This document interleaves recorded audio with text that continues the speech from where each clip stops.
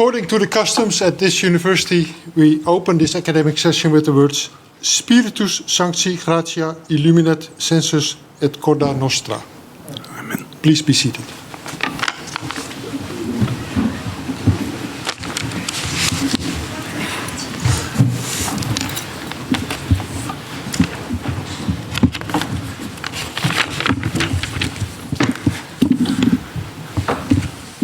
We have gathered today in this academic session to hear the valedictory lecture of Professor Mikhail Katsnelson.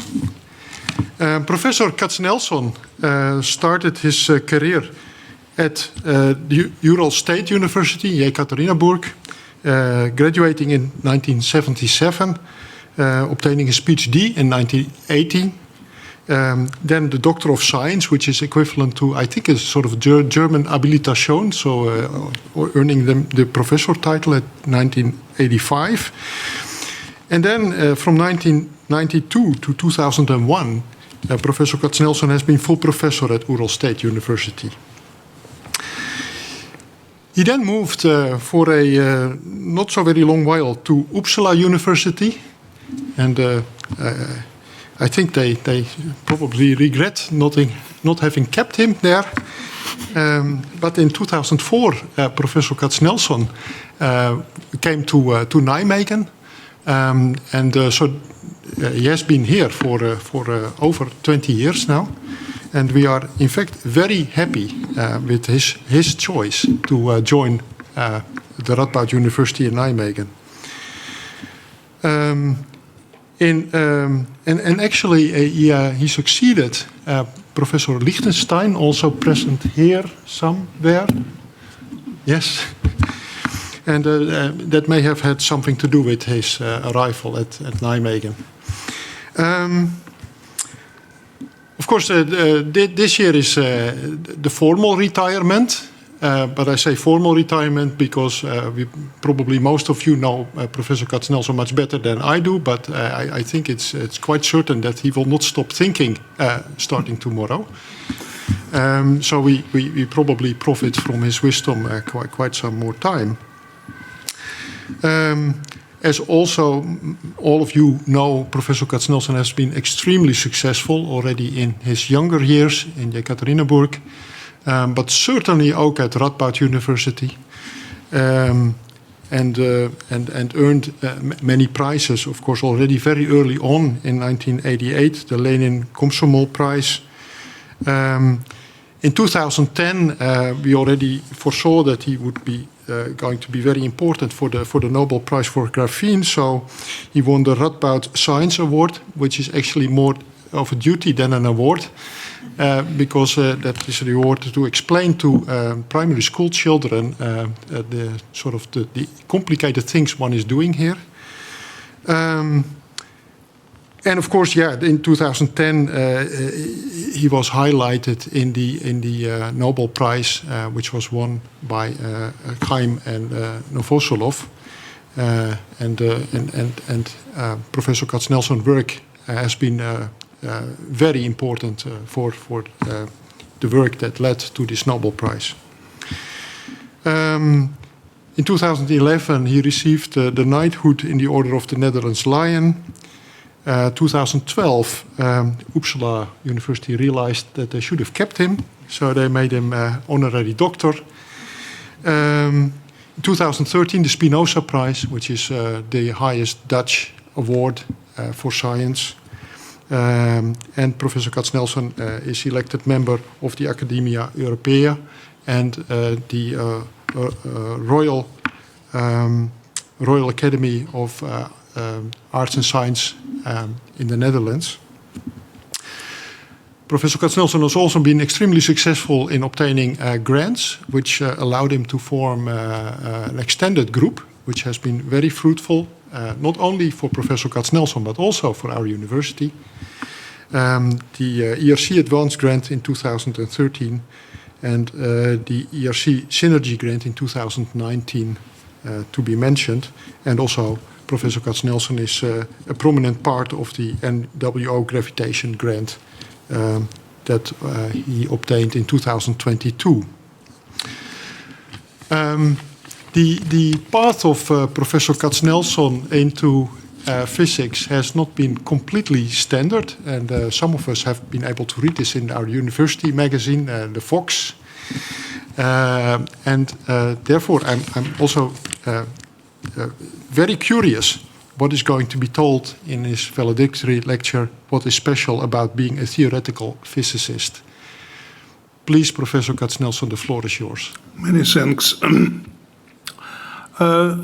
You see that it is a very special kind of lecture. I have given lectures at any occasions, God knows how many times, but not of this kind.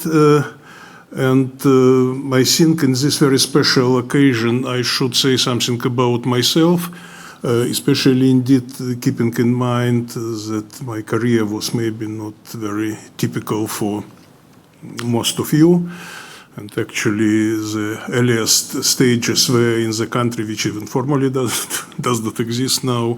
So it can be interesting. Also, I would like to mention some details which may be interesting from the point of view, I don't know, psychology of science, sociology of science, if you like. So after this, I think it is a rare occasion when instead of discussing some special problems, you have an opportunity to tell what you think about theoretical physics in general, about different directions in theoretical physics, different ways to do theoretical physics. I will do this. And then I will finish also some remarks expressing only my personal view, definitely not more than that, on the problems, say, scientist and society, problems at interface. I think it's really very important problem, and as you see from these pictures which I have shown, on the one side we all had about this ideal view of science as an ivory tower, something very, very clean, very far from any everyday life problems and so on. On the other hand, we are living in society. Some people believe, unfortunately, that at least some tendencies in the society is nicely described by this movie and even by the title of this movie. And so some poor old professor is in between, totally surprised and knowing nothing about how to operate with these two entities. I will just tell you what I think about this. Okay, so first I have to say something about how to become a theoretical physicist. I think first you have to be born and survive as a kid, right? Then probably you need to go to the university or receive some proper education in the other way. Next picture is about this. Middle picture in the upper line, it is me in, I think, student dormitory in time when I studied in Ural State University. Then it is a picture from some celebration. I think it was called Theories Day or something like that, some student celebration. You also can see Sasha Lichtenstein, which was already mentioned, with banjo. And I am trying to sing. When I become older, I realize that I should never do it, but when you are young, you do a lot of very strange things. Okay. Then, yes, everyday life is not something completely outside. So you see something that at least I was also trained to use machine gun and some other devices of this kind. Okay, then I continue to grow up. To become theoretical physicist, it's also important, extremely important to meet Marina. And you see how it was, more or less. Actually, one of my teachers said some remark that any man can do as much as it is allowed by his wife. And in my case, I really have to thank Marina, first of all, but all my family, that they allowed me to be theoretical physicist. It's very, very important that it's not by default. Okay, then, there were some complicated time, 1990s, which I stayed in Russia, very strange time. First picture show again Sasha Lichtenstein, who was in that time in Germany, but visiting me, and our dog also. Then the next picture, it is exactly my birthday when I am 40. You see that Marina and me are very, how to say, stressed. But children are extremely happy because they are kids. They suppose that they are well protected. But we did not have that feeling in that time. Then actually my meeting, it is around 2000, with someone who is frequently blamed in Russia for that he organized this, but my attitude is a bit more complicated. You see at this point I presented him my book on philosophy. I do have a feeling that maybe if he would read this book in time, then the history will be completely different and much better than it is. But on the other hand, in this case, probably this book simply cannot be written. So it's some kind of loop. Okay, then you see that I like all kinds of animals, because some people claim that you should choose either you are a dog man or you are a cat man, but I can demonstrate, you see. I can communicate both with dogs and with cats. And the last photo, it is, I think, from annual meeting of Royal Society of Sciences in Uppsala, because I am in 3 academies, but I have to say that this is really my beloved academy. Ulla can confirm, because it's really great fun. Once per year, you have really fantastic event in Royal Castle with all kinds of this dressing and so on. Okay, so you see that life of theoretical physicists have different aspects. But then, of course, I need to say something more serious, and in principle, I think very important point that I should really say how thankful am I to my teachers at different stage, and it is really people thanks to whom I have a profession which I have. And I need to start with the school, but actually, again, before the school, I was born in Magnitogorsk. There is some modern photography, but I think in that time it was more or less the same, maybe a bit worse. So it is industrial city at Ural River, near a very big deposit of iron ore, magnetic mountain, Magnitnaya Gora, which is now completely mined, but and it is really very typical city around this big factory, very industrial, very proletarian, very far from any university centers. So, of course, growing up in this city, definitely it is something important. For your biography, my parents, both, they were medical doctors. But the whole environment around me was something very typical for industrial city in some wild places. But how it is possible to become a physicist growing up in such place, and I have to mention and thank my school teacher in physics, Ivan Kabanchuk. Actually, I was able even to find his photo in the internet. It means that some people in Magnitogorsk still remember him and took care. So I was studied in this school, which is shown in the picture. Last two years, I finished school a bit earlier than other people for some reasons which are described in this interview in Vox. But the only reason why I am physicist and not have chosen some other occupation, well, that I should do something with science, it was obvious. I mean, it was really the whole atmosphere from parents, especially from my father, that the best thing which someone can do, it is just to do science. It was really. But why physics and not other science? For the only reasons of Ivan Kabanchuk, who was absolutely outstanding teacher. I have to say that later I also was a teacher for some time in school, working with school children in other ways, and I have seen many very famous Russian school teachers in physics and so on.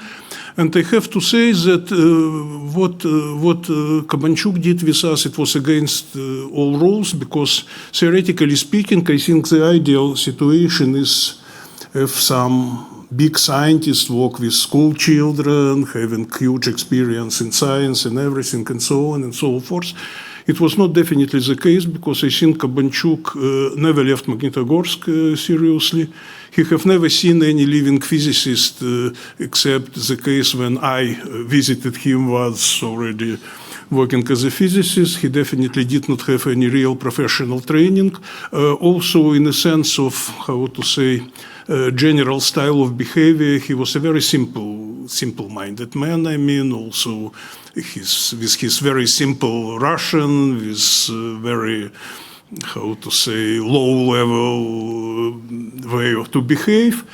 But he was genius, and I simply do not know how he did it, but I have to say that really he was able to push us, and in particular me, towards physics, demonstrating that physics is extremely interesting and giving some background. It's a very interesting story that you can do it.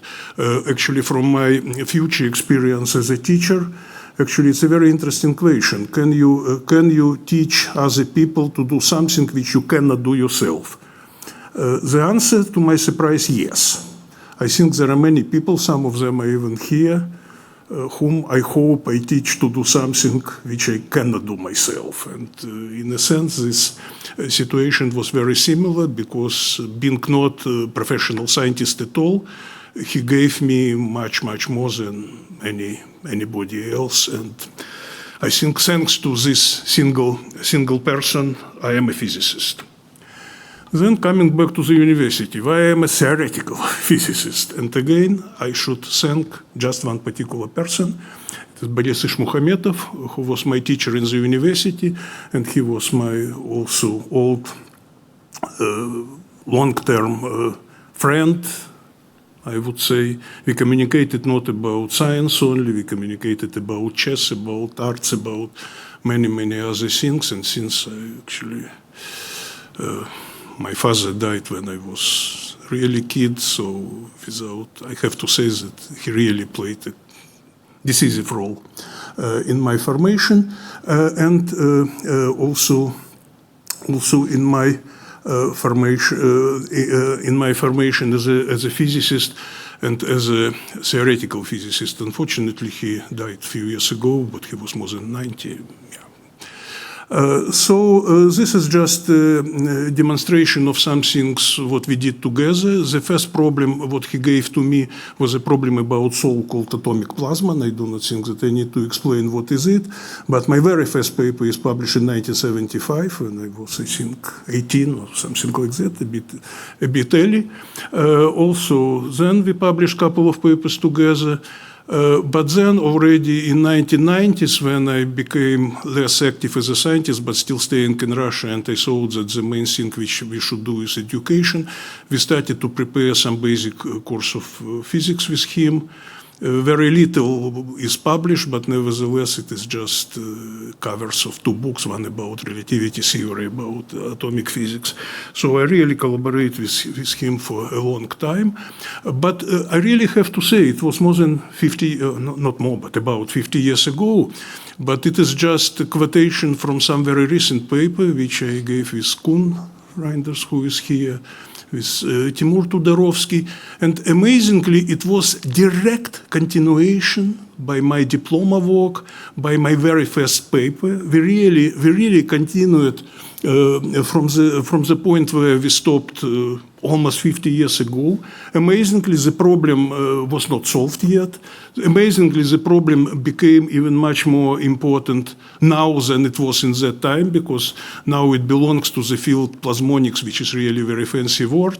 And there are some quotations, and interestingly enough, since my very first paper is published in some Russian journal, which is completely unacceptable now, and we really use this, then we had just to reproduce essential part of this paper just as appendix to our paper and make some quotations. And also I dedicated with kind agreement of co-authors this paper to his memory, because you really see that it was some impact which worked for decades.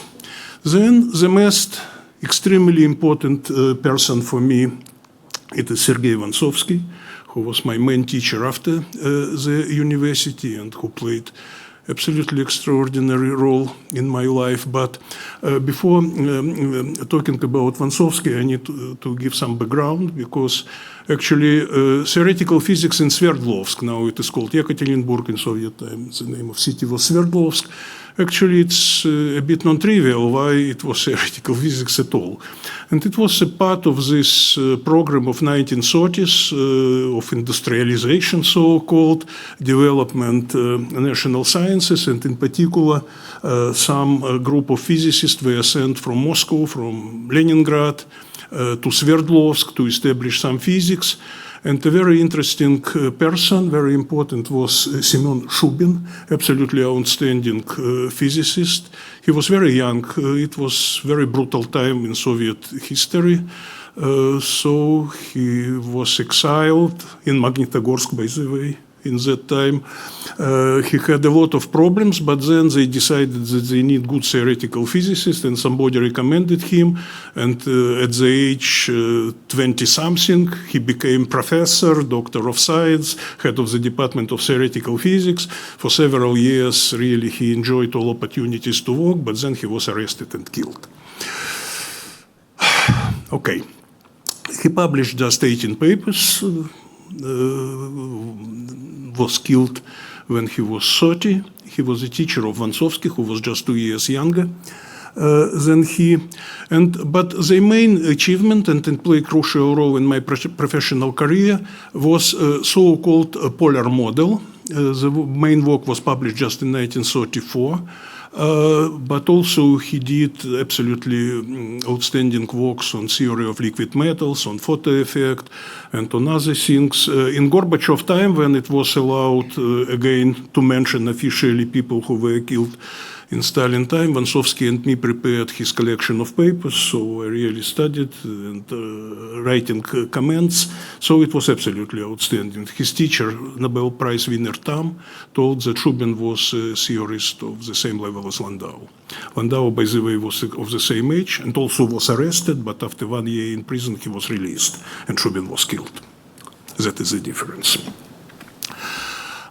So about polar model, I am sorry, a couple of slides will be only for physicists. I know that not only physicists here, but what is really important that in that time they also introduced some concepts which we now know as a MOT transition, metal insulated transition. They clearly claim that Coulomb interaction, Coulomb repulsion can be very important for band theory. This is and this is beautiful picture, polar models that you consider just model where the simplest model where at each side you can have only one electron with spin up, spin down, or right, left, how it is written here, double occupied, single occupied. And what is written here, it is equations of polar model. It is really exact quantum mechanical equations describing such systems. Very complicated to work, but very importantly, again, sorry for non-physicists, the work was done in that time in configurational space. So they did not use secondary quantization, so other things. They really write this huge combination of these determinants, calculating matrix elements, and so on. I was very surprised, which of course I think almost completely destroyed potential impact of this work. It's extremely difficult to read, I have to say, even that. And then what happened? The first work, because of these works of atomic plasma, I was more or less known in Sverdlovsk. Vansovsky was a very big boss, very, very big boss. He was the head of Ural division of Russian Academy of Sciences, and he was extremely good person, which is almost impossible to have both these two qualities, but he was.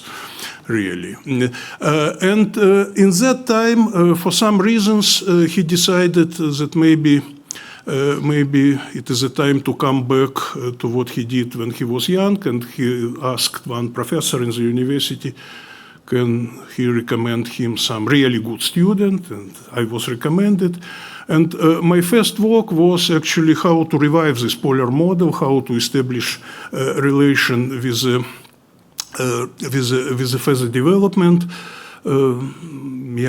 especially with so-called Hubbard model, which was very popular in that time, and so on. This was a kind of equation. And actually, at the very end, it was successfully done, and two first papers with him were published together in 1979, and I still like these papers. But maybe since we are talking about psychology of science, I promise that I will tell something about psychology of science, something about how these papers were done. Actually, he formulated this problem in 1977 when I was finishing university, and Sasha Lichtenstein is here, he remembers, we just received our diploma. And we had a celebration, a huge celebration in dormitory. and I became totally drunk. And then I was taken home by Sasha Lichtenstein and by some other guy who was just my roommate in the dormitory. Okay, they put me home already. In that time, my mother moved to Sverdlovskaya, lived there. They put me to the wall, they ring bell and disappeared, not to explain anything to my mother. Okay, but the point is that the next day I had an appointment with Vansovsky, which is supposed to be decisive for the question about my hiring to the institute and so on. So I do not recommend any of young people to start your career in such a way. I waked up at morning in absolutely terrible state, and it was no mobile phones, nothing. I had to go to street, finding some street phone and so on, calling Vansovsky, saying him something, can we meet tomorrow or something like that. Of course, when I went home, I was absolutely in terrible state, both physically and mentally. And I was totally ashamed. I felt very guilty and so on. And then suddenly I realized how to solve his problem. I realized that we should use the so-called Hubbard-X operators, and this was the key point, and after that these papers were written. It is about the question how to become theorist. What was also very important in my works with Vansovsky, why I emphasize all the time that my career was started in a very non-standard way. He asked me to help him with writing the book, Quantum Solid State Physics, actually which he tried to write for about 40 years by being extremely busy, as being a very big boss and so on. I think it was ready by maybe 30-40% or something like that. He asked me to help. I was, of course, very excited by this, and we wrote this book, which was published first in Russian, shown at the left, and then in 6 years, with some editions which I wrote, it was published in English, and I am happy to see that it is still on the market. I mean, you can still buy this, and you can still use it. And I think it was extremely important for my career. And again, it is something which I would not recommend anybody to try to repeat, because in the current situation, what is crucially important for the career of young people, it is to write many letters or small papers in fancy journals. I mean, writing books or big reviews, it requires a lot of time, and it does not give you anything in professional sense, in the sense of professional career. On the other hand, definitely you can imagine that when in principle you start your career with writing books, then you have much broader views than at the modern. That is why, okay, I think it will be arrogant to say that I am unique, but yes, I am unique. And I am unique because I had a unique trajectory. I mean, I started my scientific activity with writing books, textbook. Okay, this is all about myself. Then I think it's a time to switch what do I think about theoretical physics and its subject. And I really love this quotation from Hermann Weyl, one of the greatest mathematicians and theoretical physicists of 20th century, about so-called foundations. He meant foundations of mathematics in this paper, but I think foundations of physics is the same.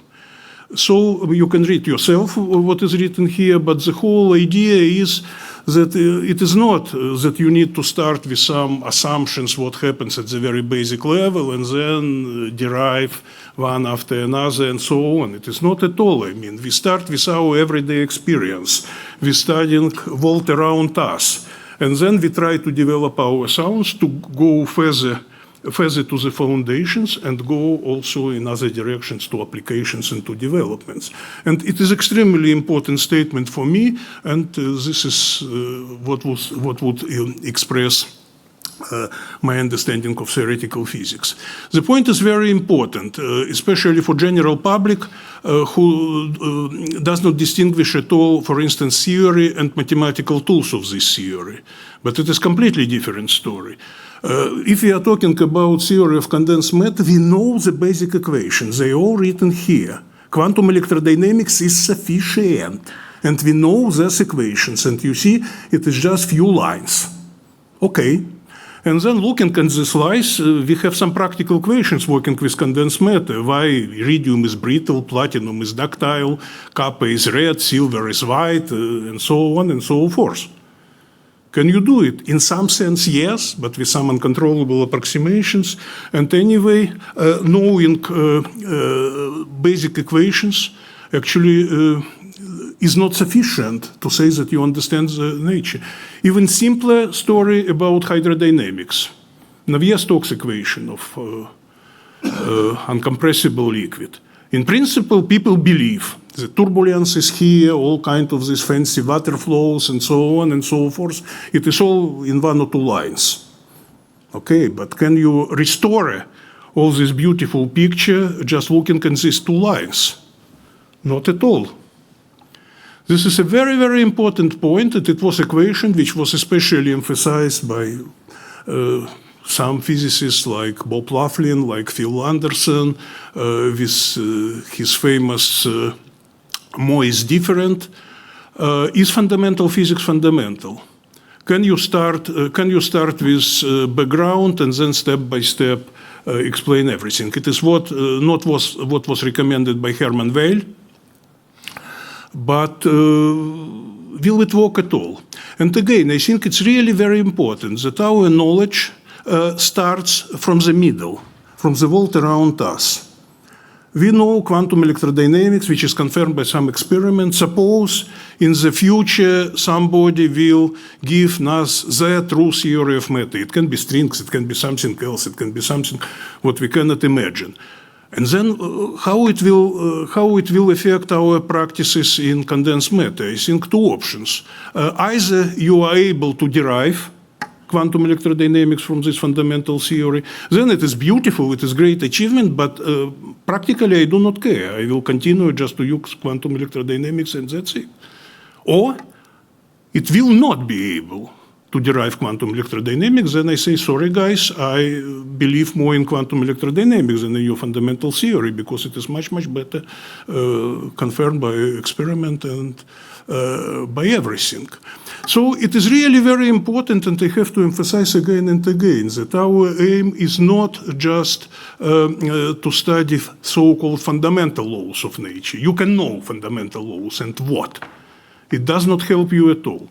And if you works in practice on condensed matter physics, then it turns out that even chemical elements, pure chemical elements, are complicated enough. And another important statement is the aim of science is understanding.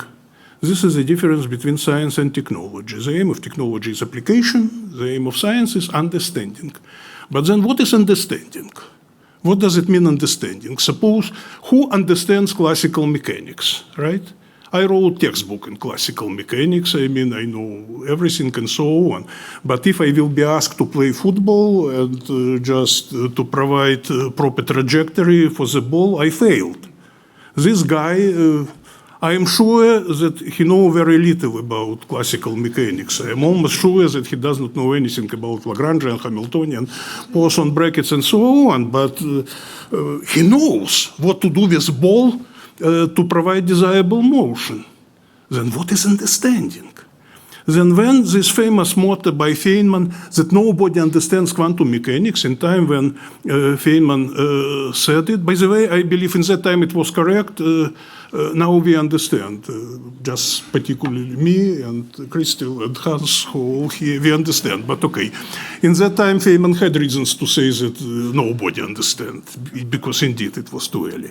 But he did not mean that we cannot use quantum mechanics, because already in that time, tens of thousands of people used quantum mechanics.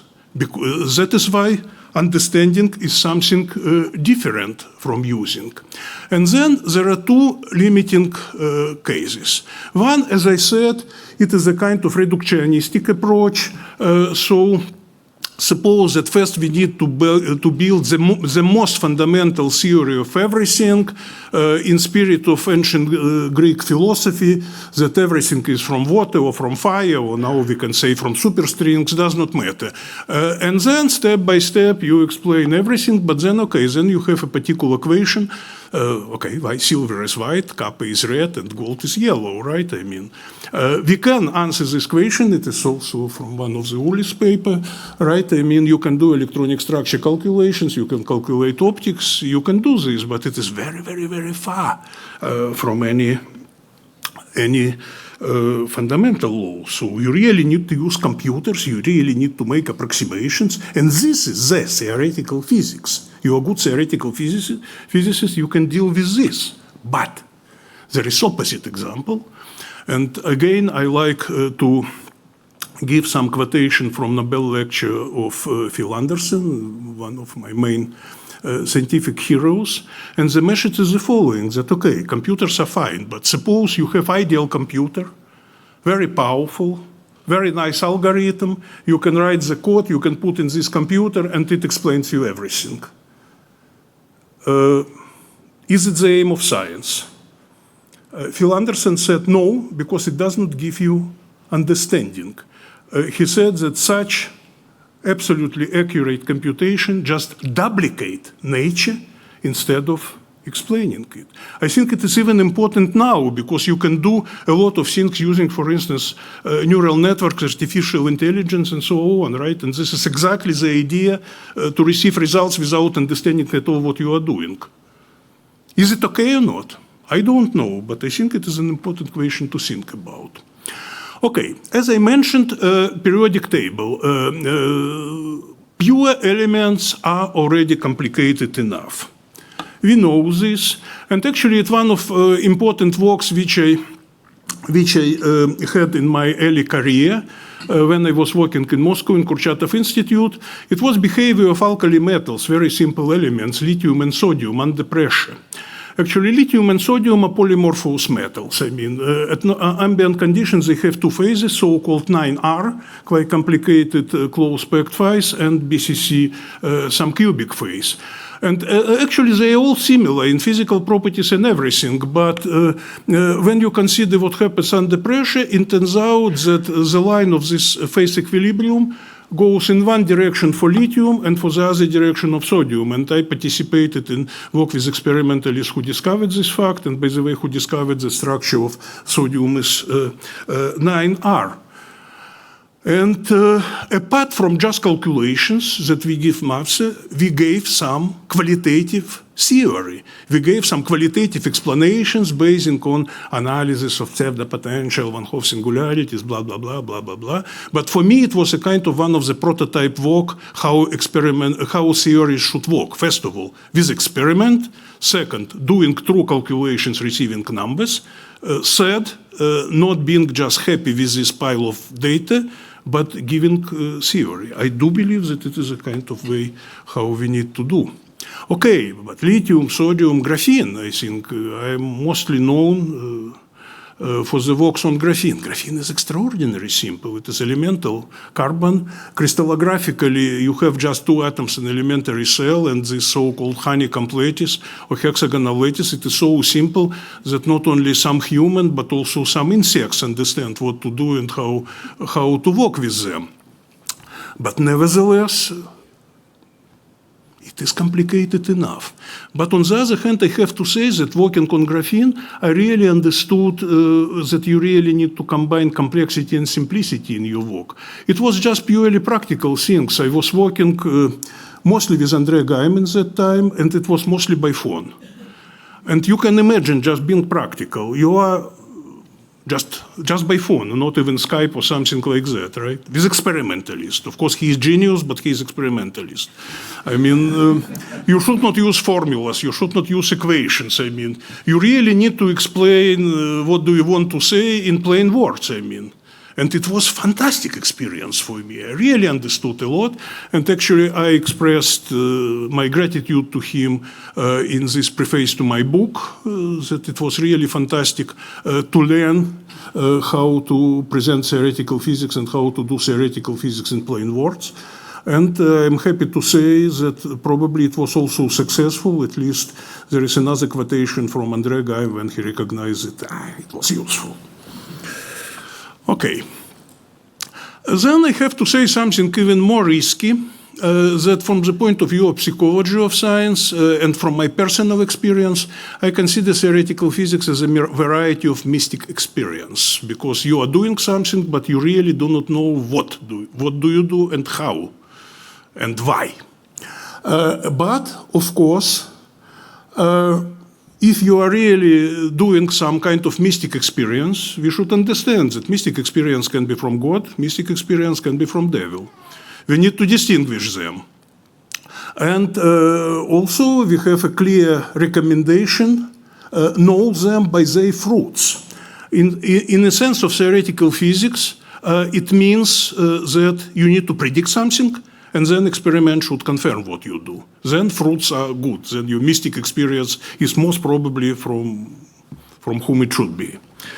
And I was extremely happy working with graphene, but several times I was really lucky to predict some new phenomena, which was afterwards confirmed experimentally, several of them, extremely lucky.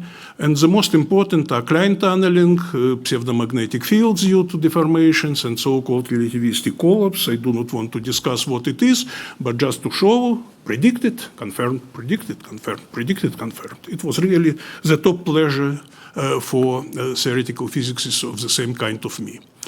And another very important thing, if you consider theoretical physics as a variety of mystic experience, it is some subtle distinction, which I found from this book by Buber about Hasidic tales.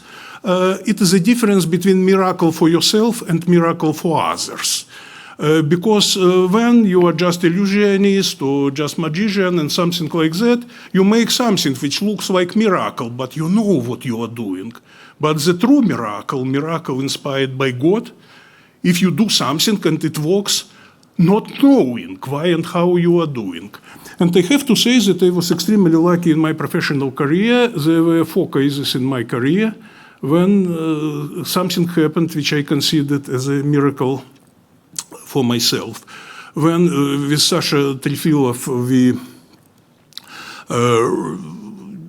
discovered this non-perturbative resonant phenomena in phoneme systems. Again, I do not want to discuss details, but it was absolute miracle. It was complete logical jump.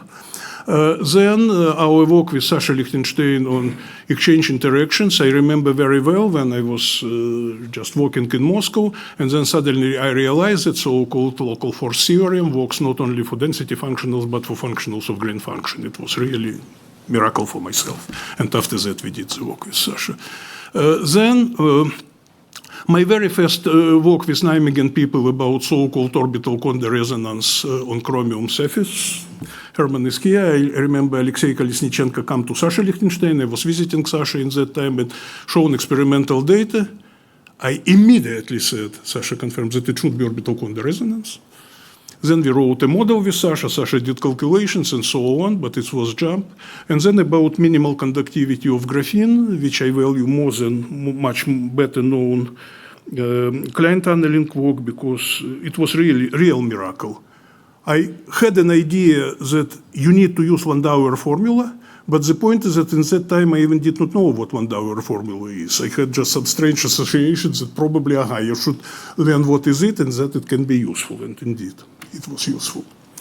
Okay, and the very last part of my talk, I think I need slowly to finish. That is why I do not want to say too much, but I need to mention, as I promised, some problems in communication between scientists and society. And the point is the following. First statement.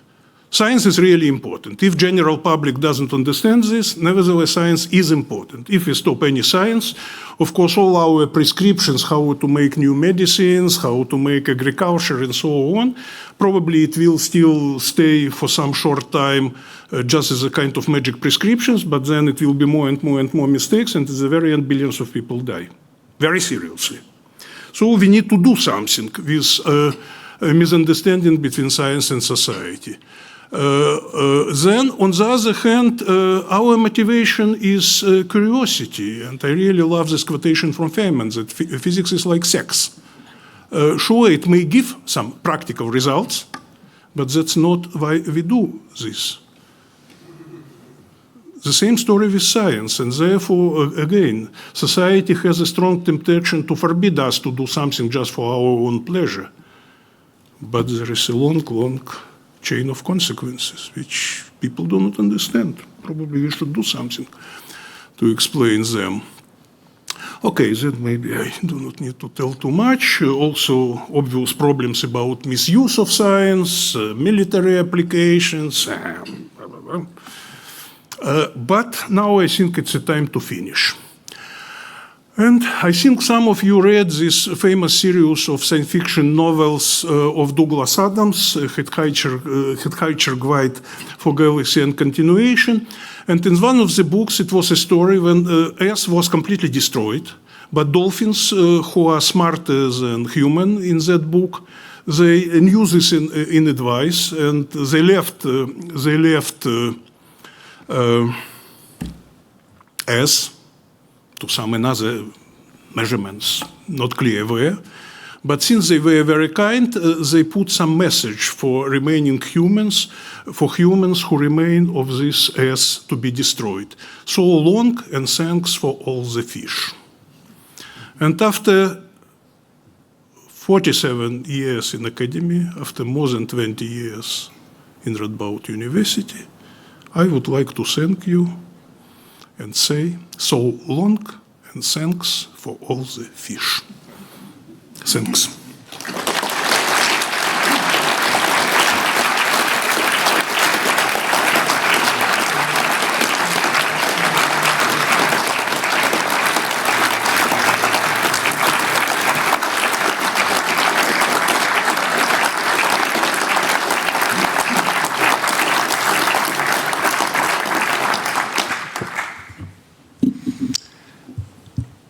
Professor Katsnelson, thank you very much for this very entertaining, but I think also very useful and wise valedictory lecture.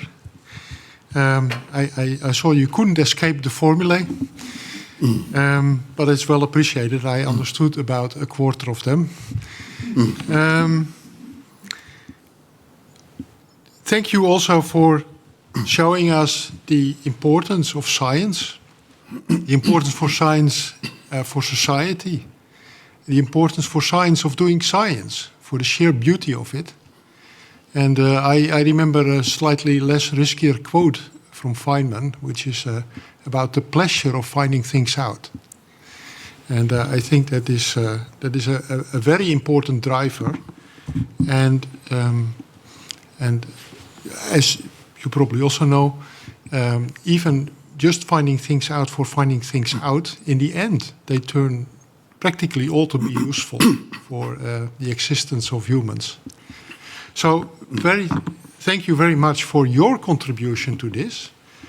You've been, so far, an outstanding physicist, and you will not stop to be an outstanding physicist, is rather clear. We are very grateful as Radboud University to have you amidst us. We have profited a lot. I hope you also profited some of being at Radboud University.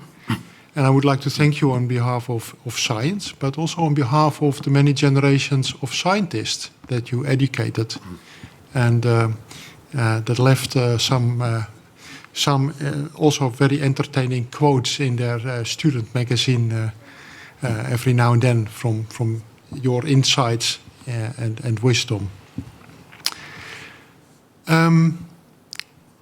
We will not end at this point, because there will be a few people that will address you. And the first of them is Sascha Lichtenstein, colleague Proximus, and already for a long time. So please, Sascha, the floor is yours. There's some slides. Mm-hmm.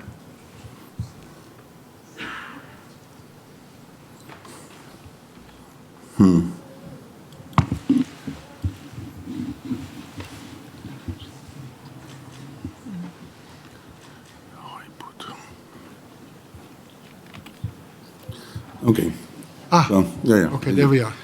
Dear Rector Pontificus, dear family and all friends of Misha, it's a great pleasure for me to say a few words. So we know each other 52 years, and I still think that direction of my life completely changed when I met Misha. So definitely a wunderkind.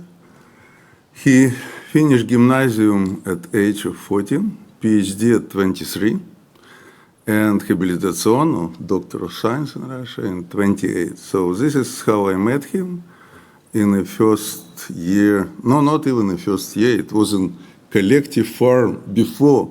So 1 month before we study in university, we need to collect the potatoes in a very dirty field. And I met Misha, and I realized it's genius, and brain is great, big. So compared to my small Atari computer with 64K, so I think that this is like a big Mac, sorry, with terabyte of memory, but it's not even memory. So he remember everything, which he read anything. But it's also speed. It's like an attosecond of physics compared to my minutes of thinking maybe next day. And, and this is alma mater of Misha, there is a lot of snow. That's what we both missed. It's a few meters of snow.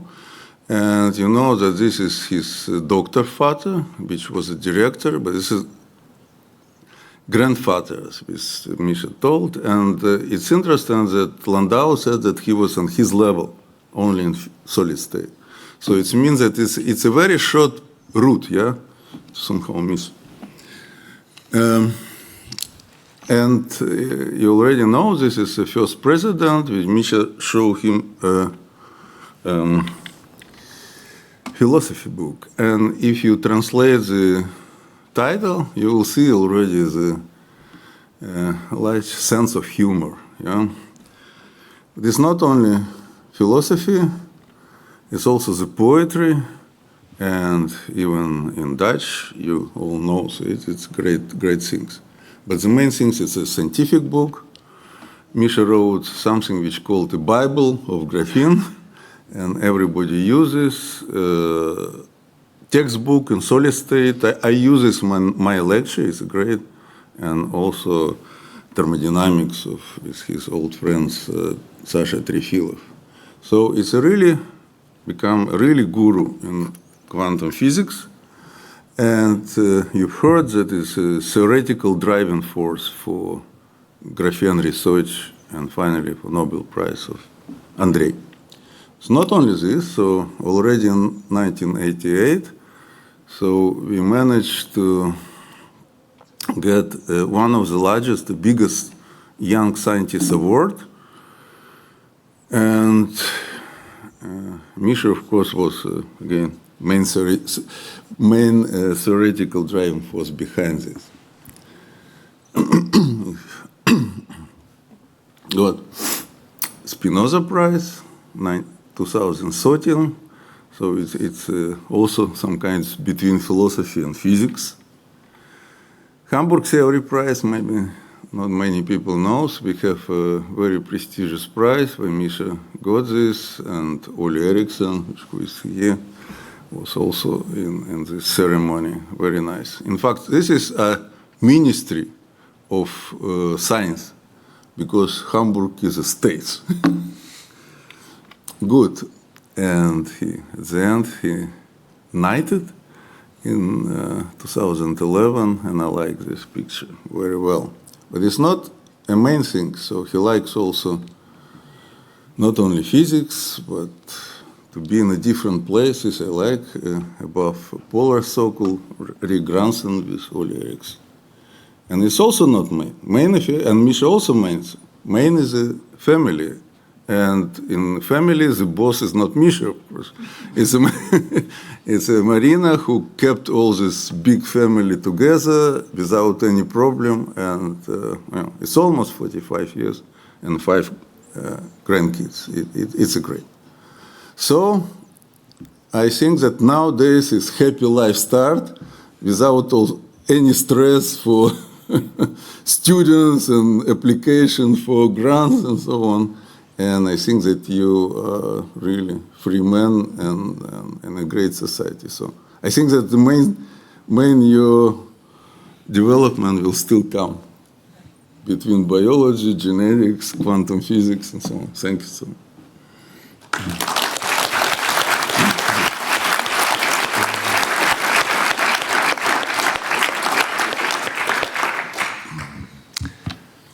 Thank you, Professor Lichtenstein. Then you will now be addressed by Dr. Reinders, your really close colleague of today. And please, Dr. Reinders, the floor is yours. Thank you, Rector. Dear Misha, dear Marina, dear all those present, it is my honor and great pleasure to say something on behalf of the generations of physicists on whom you've left your mark. So what is it actually like to work with Mikhail Katsnelson? I would like to give you a collection of memories and anecdotes. The first time I heard of Misha was over 20 years ago, even before he came to Nijmegen. Already then, his fame preceded him, since one of my mathematics teachers told me back then, I heard that Mikhail Katsnelson is coming to Nijmegen. They say he's one of the best Russian theoreticians. Misha and I got to know each other a few years later when I wrote my bachelor thesis under supervision of both him and Annalisa Fasolino. We must have both liked our interaction because I stayed in the group as a master's student, PhD student, and postdoc afterwards. Some of you may think that I know him quite well. But can you know a multifaceted person like Misha? We've seen already a couple of facets. Have we seen all of him?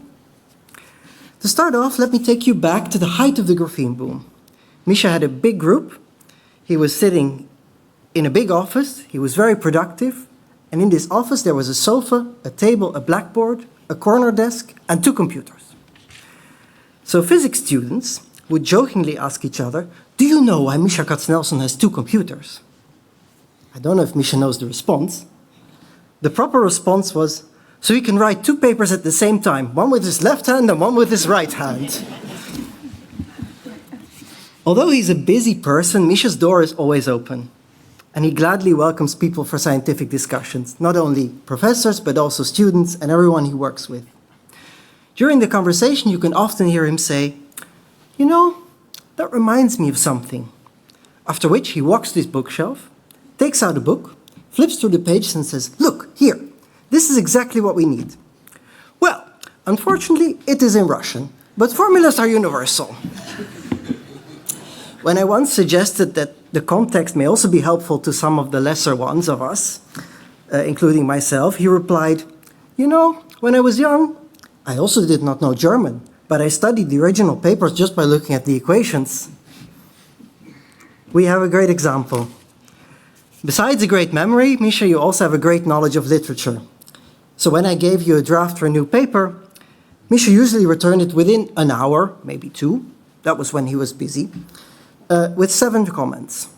1 typo, 1 comment about the phrasing, and 5 comments of additional references that I should add, with at least 1 from the Soviet literature, which I had completely never heard of, and probably half of the room had never heard of. Then to the question, can you teach someone, which Misha asked, you said it, can you teach someone something you do not know yourself? Misha's head of the theory of condensed matter group, and that includes also a lot of computational projects. However, he's not the person to go to for programming advice. Or as he says himself, I stopped at my highest point. I wrote 1 computer program in my life, more than 40 years ago when computers still filled an entire room. It immediately worked without errors. I realized that I could probably never do better than this, so I decided to stop this activity. It was therefore always nice to see how he interacted with computational colleagues, with Annalisa, with Sasha, with Ole Eriksson. And I think I learned a thing or 2 about programming from you, but with a bit of help from others, if I may say so. But above all, Misha is also a social person. We had many personal conversations, and I particularly enjoyed our discussions about philosophy and theology and how they are intertwined with current affairs. As head of the group, Misha modeled our weekly coffee break after the fika that he had seen in his 2 years in Sweden. There always had to be cake. At those breaks, he was always happy to share a story about the old days. In this way, I learned that the Russian version of Winnie the Pooh is rather different from our Western version. It's more philosophical and even, I would say, slightly psychedelic. I also learned that Pinocchio only ate onion in the Soviet translation, only ate an onion for all his life, because apples, as stated in the original Italian version, would have been an unimaginable luxury in the Soviet Union. As Misha already mentioned, the last line of research that we worked on was a continuation of his master thesis. And when I was writing this text, I thought, think about that for a moment. How many of us can say that our master thesis is still relevant more than 40 years later? I'm very glad that you were able to tell your supervisor, Boris Ishmuhametov, about our results before he passed away. And I feel kind of honored to stand in this line and that we dedicated the paper to his memory. I believe that this also shows Misha's high regard for the people he works with. Senior colleagues, younger colleagues, colleagues from far and colleagues from close. I've not only personally felt that throughout the years, but also experienced it in the way he spoke about others. So let me therefore conclude by saying, dear Misha, thank you very much for all the things you taught me and my fellow students, during our time at TCM or in any other encounter. All the things in science and in life. Thank you.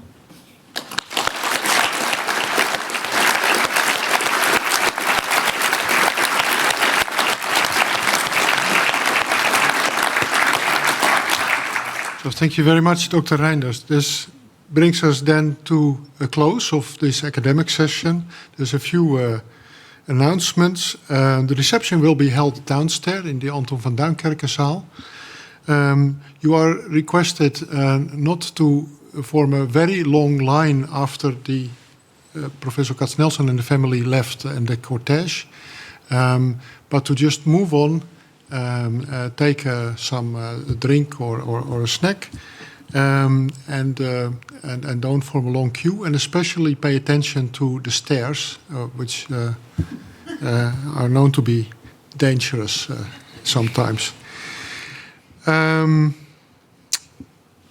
So we will leave at the end of this ceremony with Professor Katsnelson and the family, followed by the cortege and followed by the rest of the audience.